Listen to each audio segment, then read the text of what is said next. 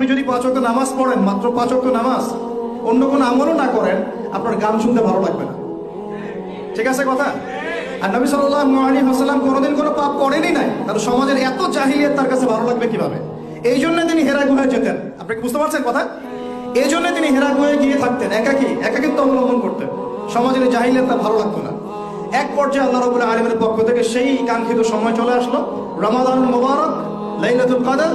ওহী চলে আসলো জিবরাইল আলাইহিস সালামের মাধ্যমে, সূরা আলাক, ইকরা বিসমি রাব্বিকাল্লাযী খালাক, খালাকাল ইনসানা মিন আলাক, ইকরা ওয়া রাব্বুকাল আকরাম আল্লাযী আল্লামা বিল কলম, আল্লামাল ইনসানা মা লাম ইয়ালাম। দেখেন, প্রথম ওহীটা কি কেন্দ্রিক আসছে?